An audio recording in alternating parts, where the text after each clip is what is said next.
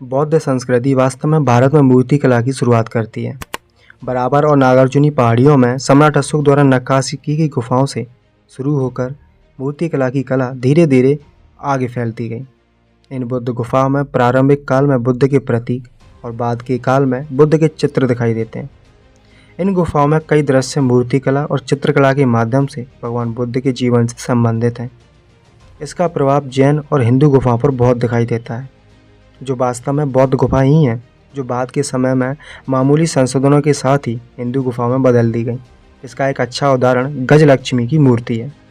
आइए थोड़ा इसे विस्तार से समझते हैं। भरूच स्तूप मध्य प्रदेश के शिल्प ने लक्ष्मी के मिथक के राज उजागर कर दिए। एक गज यानी हाथी के साथ खड़ी लक्ष्मी कोई और नहीं बल्कि बुद्ध की माता महामाया ही है। महाराष्ट्र के कोल्हापुर में जो महालक्ष्मी का मंदिर है वो महामाया का ही मंदिर है। महाराष्ट्र के सारे नॉन ब्राह्मण लोग भवानी या लक्ष्मी को मानते हैं, वे तो असल बौद्ध परंपराओं को ही मान रहे हैं। फ़र्क बस इतना है कि उन्हें इसे ठीक से समझना है और उन्हें ठीक से समझाना है। गजलक्ष्मी मूर्ति कला का काल 100 ईसा पूर्व से 100 ईस्वी माना जाता है। ये मूर्ति कला मुख्य रूप से सांची और भरूच में देखी जा सकती है। बाद में ये रायगढ़, पित्तलखोड़ा, थानाले और जुन्नर की बुद्ध गुफाओं में भी देखी जा सकती है। सभी की सभी गुफाएं बुद्ध गुफाएं। तो गजलक्ष्मी जो वर्तमान में इन गुफाओं की मूर्ति कला में है वो ब्राह्मण संस्कृति की प्रतीक है। कैसे? यहाँ चारों तरफ सभी मूर्तियाँ बुद्ध संस्कृति या भगवान बुद्ध के जीवन से संबंधित है। तो ये गजलक्ष्मी हिंदुओं की कैसे हुई? इस मूर्ति में महामाया पूरी तरह से सजी हुई है। वो कमल पर विराजमान है। उनके दोनों तरफ गज यानी हाथी हैं। कमल के फूल या अन्य फूल बरसते हुए दिखाई दे रहे हैं। कुछ मूर्तियों में इन गजों को जल पवित्र करते हुए देखा गया है।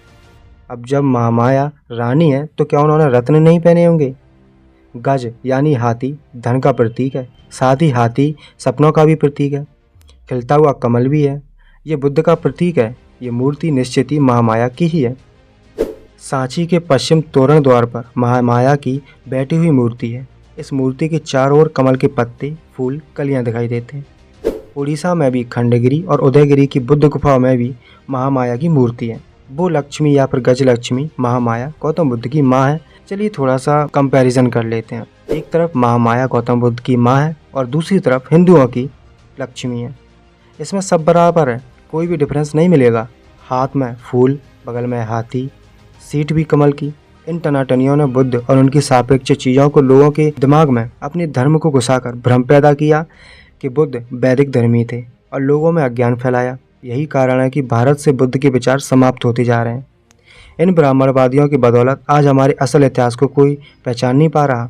जब इनके दिमाग में इन चिलगोजों ने नकली, काल्पनिक, गपोड़ी कथा कहानी भर कर रख दी है तो वो कैसे लोग अपनी सच्ची विरासत को जान पाएंगे?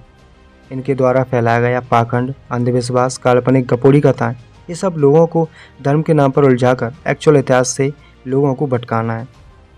क्योंकि शिक्षा यानी कलम इन्हीं के हाथ में थी। इन्हें कोई मतलब नहीं है, जो इनके नशेड़ी और बंगड़ी दिमाग में आया लिखते गए और मासूम लोग भी भगवान का लिखा हुआ समझकर मानते गए। इसलिए इतिहास का पुनर्लेखन बहुत ही ज़रूरी है, क्योंकि इन कलम कसाईयों ने असल इतिहास को बहुत ही गंदा और गड़बड़ करके रखा है। उम्मीद तो है आपसे कि आप हमारी बातों को समझोगे और लोगों तक हमारी बातों को भी पहुंचाओगे। बाकी क्या कहना है आपको इस वीडियो के बारे में कमेंट में ज़रूर बताएं।